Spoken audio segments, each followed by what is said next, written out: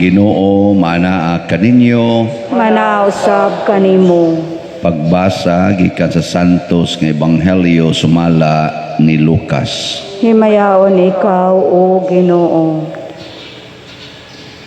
Gitigom ni Jesus ang napulog duha ka tinun-an og iyang gihatagan sila gahom og otoridad sa paghingilin sa tanang mga yawa ug sa pag-ayo sa mga sakit.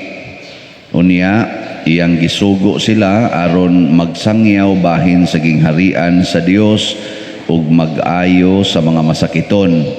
Mingon siya kanila, sa inyong panaw ayaw kamo pagdalag bisan unsa, ayaw pagdalag sungkod ni puntil sa limos ni pagkaon ni salapi ug bisan ganig ilisan. Bisan asang balaya kamo dawaton, pabilin kamo didto hangtod sa inyong pagbiya ni adtong lungsura. Ug bisan diin nga ang mga tao dili mudawat kaninyo, biyai kanang lungsura ug taktaka ang abog sa inyong mga tiil, agig pasidaan kanila. Migikan ang mga tinun-an ug miadto sa tanang balangay, nagsangyaw sila sa maayong balita o giayo nila ang mga masakiton. Ang Ebanghelyo sa Ginoo. Daygon ikaw, O Kristo.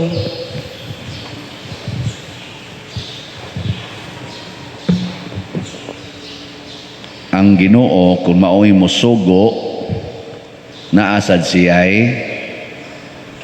ihatag nga gahom o kapasidad aron ang sugo niya matuman.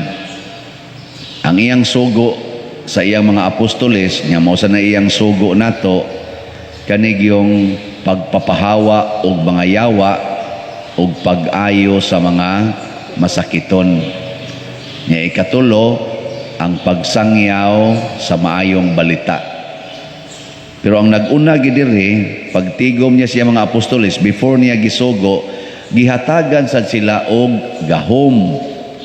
So ang gahom gihatag aron makabuhat. Kita manggod og sugoon na kitas Ginoo ba kanang mingon bitang Ginoo, higugma inyong kaaway, pasagpa lang mo sa inyong naong ana, pabali-bali lang sagpa, ibaligya ang tanan og ihatag ang halin ngadto sa mga kabos. Ang ato ding hunahon-naon ang atong kaugalingong gahom. Ang ato ba? Muna mo ito, di madaw, kalisod ana. Luos lang tag-ana. Kaya ang ato kung ginahuna, ang ato manggahom. Nalimot ta nga kung musunod ta ana, mulihok ang gahom sa Ginoo nga gihatag diha nato. Di na hinuon ta ka-experience, unsa kanindot, unsa kalipay sa atong kasing-kasing, kung kamao na tang mohigugmag kaaway. Nakasuway mo ana? Kanang asawa nga mahigugmag kaaway, makaingon gina, ang akong kalipay labaw kay sa gugma nako or sa gugmang akong natilawan sa akong bana. Tuo mo dili? Hoy kusga. Taka lang mo. Anong kinahanglan ba magyamo yung kusga? Nga, og dito o ka, nya nakasinati ka, imo ginang ikas, o tinuod gina pa dir. Wa mo kasinati. Kay nga naman, ang inyo gyapong gahom, ang inyong ginahuna, higugmaa ang imong kaaway. Itistingi ko no, ikaw asawa, higugmaa ang kabit sa imong bana. Di ba ang imong kalipay nga nahigugma kas iyang kabit, mas grabe kaysa imong kalipay tungod kay nahigugma kas imong bana. Adi mo to? Tistingin. Og naa yun. Lagi. Mao bitaw ang mga apostoles nagsangyaw ani kay nga naman ilang gipamalandungan si Kristo ug ang mahal nga birhen. Kay si Kristo og musulti sa na siya, iya man sa nang buhaton, di ba na siya musugo og di siya kamaong mubuhat. Gipakita ni Jesus ang dako kay niyang gugma, dili kaaway ang iyang gihigugma, mga kaaway. Pila guto ka tao ang nagsigig pulig-pulig, tamparos, luwa siyang naong, latigo niya. Pila guto sila kabuok. Yatak naman. Himo na magpurong-purong nga tunok, ana siyang nyag mo aksyon kakuha din, hapakon pa gid atong mga idaan nilang puspos. Porte gitong sakita. Pila guto ka buok. Dili usa lang kakaaway, daghang kaaway ang gihigugma ni Kristo. Nya ang mga apostoles nakahinumdom sila kay upa man sila mobuhat kay to. Grabiha di aning paghigugma kaaway no. Unsa jud kay bation ani? Ana, ngano maning among-amo nga iya ra maning giagwanta niya mura magwa gid siya masuko. Diha sila na intriga. Pagkamatay ng Kristo, katong sila na nagsangyaw, gilatigo sad sila, gisud sad sila prisuhan, porting bunuga, usahay guroyon pa sila nga murag patay na. Inigkabuhi nilag balik, manag-awit sila sa kalipay. Ginoo, salamat nga gipaambit minimo aning kasakit ni Kristo. Hasta si San Pablo, porting yung lipaya na katulo siyang murag patay na. Ana, lipay kay si ana, ikakita niya siya mga bunog. Diin man to nga maong kalipay. Di na to gikan og tao, gikan na to Ginoo. Muna si Esdras, diri sa atong unang pagbasa, diha sa ilang pag-submit nga nagpaulipo na sila na nagbihag nila, nga wa na sila musupak sa Ginoo, nagpaulipo na lang yun sila, natingala kay siya nga nabalik silang halad dito sa templo, dili tungod kay nabuntog nila ilang kaaway nga ilang ipangpatay, gitagaan silang kagawasan nga mobalik sa ilang pagsimba sa Ginoo dito sa Jerusalem ug mutukod sa ilang templo. Ang naghatag mismo ang ilang kaaway, ang hari nga ilang kaaway. Dito siya nakaingon, Ginoo, grabiha ginimo, bisag na ulipon mi wa minimo pasagdi. Tiaw mo ni, naghalad na sad mi karon nga sa una gipangguba man ning among templo. Ang iyang kalipay midala ni Esdras sa pag-ingon, Ginoo, na uwaw kay ko nimo.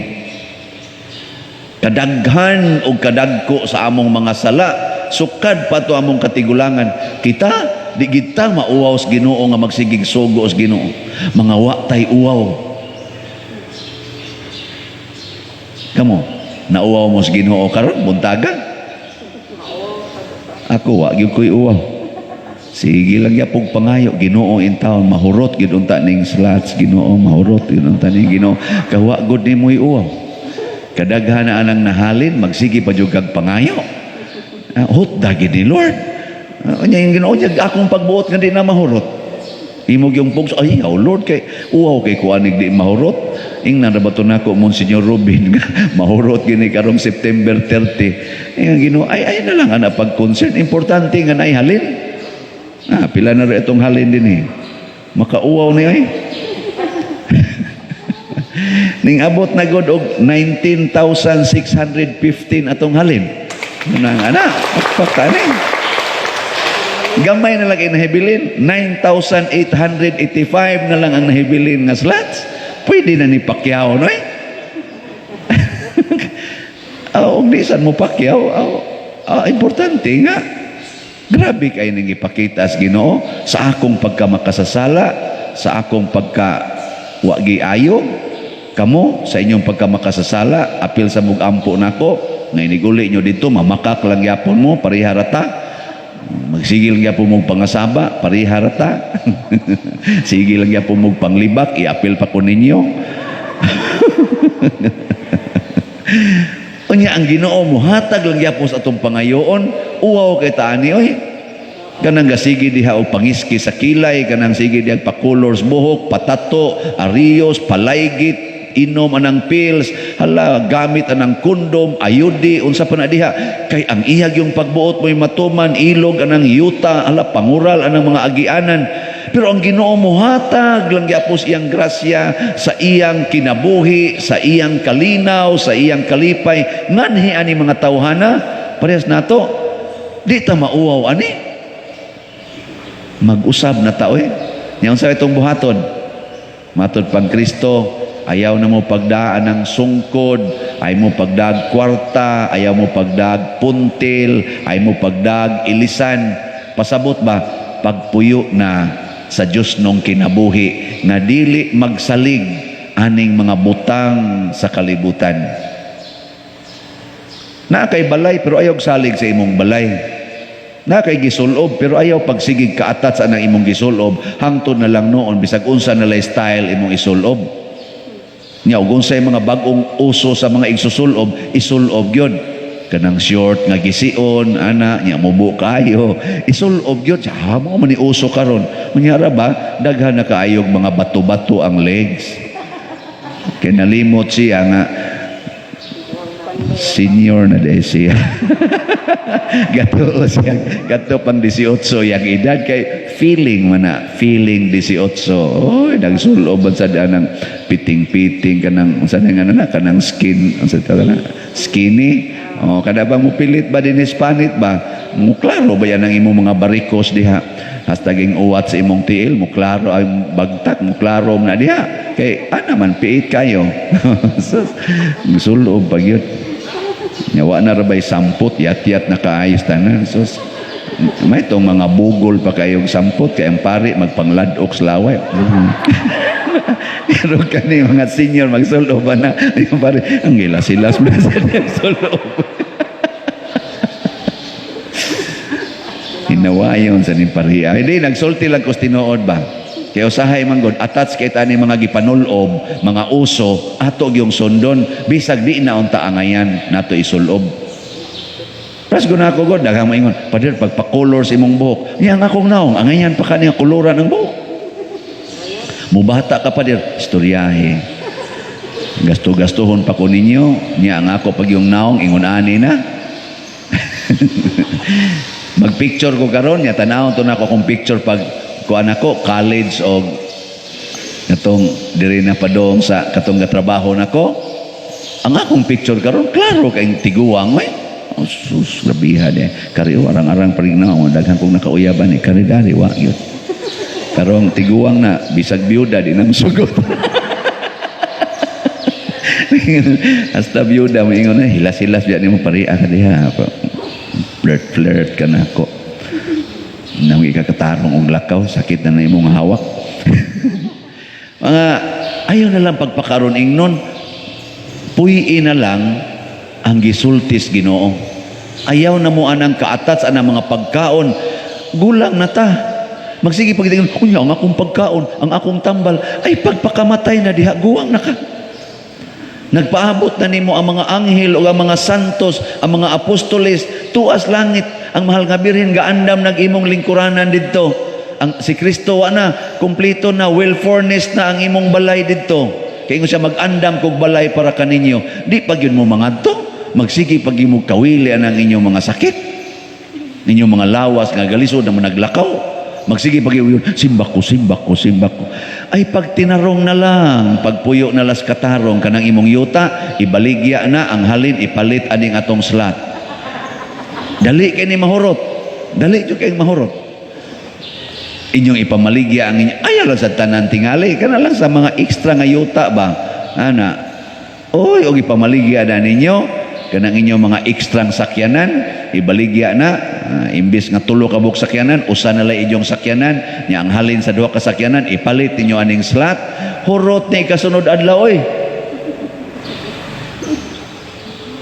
Nanong mamamto. Di jud katuhuan akong gisulti ingon ana gid mo kaatat sa ana mga butang sa kalibutan nga gisugo ra bagay ng Kristo. Ayaw mo ana pagpuyo mo nga murag ulipon, salig lang mo kung kinsay mudawat ninyo. Nya ang dili mudawat ay lang sag pabugos, itaktak lang sad ang abog sa imong tiil, pasabot ay pamugos og di kadawaton. Kita ra ba no mamugos gyung dawaton, mas stress gyud kun isalikway. Unsay naka-stress karos mga tao kana gyung why mo like sa ilang Facebook. Mag-post ka ba ngadto sa Facebook, mag-TikTok ka, duha ra gyud kabuk mo like ang imong manghod ug ang imong igagaw. Nya mas stress dayon. Ano man? Unsa may naadihaan ng like kanang mo view, pila ka book mo view, pila ka book ni subscribe sa imong YouTube ug unsa pa diha. Nganong inana man ka? Anha lang jud ka magsalig ana mga tao, tuay Ginoo nga nahigugma nato nga matud pa ni Isda, bisag na ulipo na ta, bisag nagpakasa na ta, naglunang na ta sa sala, kining Ginooa di gyud mo biya nato. Nya sa panahon nga kita magpaubos, ihatag dayon niya ang kanindot sa kinabuhi. Nay asawa karon nga naka panglaki og kadiyot. Pagkapanglaki na niya gisalikway sa iyang bana og sa iyang mga anak og sa iyang mga igsuon. Kaduha na siya ni attempt og hikog. Pero wa madayon kay mura kunog na ay mubabag og gamay. Karon sige na siya paminaw sa akong kuan kuno misa diha sa YouTube. Misa ako pader itupad ko na nako imong cellphone, magsigi ko nako ay kay kumpiyansa kay basig ma-develop ka nako ba kay kapanglaki ra ba kas una. Ako laki ra ba kung tinuod, I can prove you that. Bitaw kanin ko sige, congratulations. Insya nakasabot nagyud ko sa sugos Ginoo pader. Pero pader doon na pa kay paglaom nga dawaton pa ko sa akong bana o sa akong mga anak. Muna yung gingon. Kamo, unsa kay inyong una-una? Ningon ko kuno ang iyang anak, kanindot untag, mamatay na ka. Kay uwaw na kay minimo. Paghikog na, sinang kainom siya mga anak. Paghikog na, kay uwaw na kay minimo, wa ka mauwaw nga magpakabuhi pakas, imong kahugaw sa imong kangilan. Ana, kamukha dinhi mga inahan, ingnon mo na sa inyong mga anak. Niya, zaman, padayon ka o hikog? Akong giingnan, ayaw paghikog kay kanang kinabuhi nga imong gida, iya nas Ginoo ug ang Ginoo karon sa imong gisulti lang daan ako, nalipay kay nimo, namakpak ang mga anghel sa langit tungod sa imong gisulti. Pwede tingali nga isalikway kas imong mga anak ug sa imong bana hangtod ka mamatay, pero ayaw ka balaka, tuay langit gahuwat nimo. Iampo sila, higugmaa sila, kay luoy kay sila nga nagsalikway nimo tungod lang kay nakasa ka. Murag yun sila og way mga sala.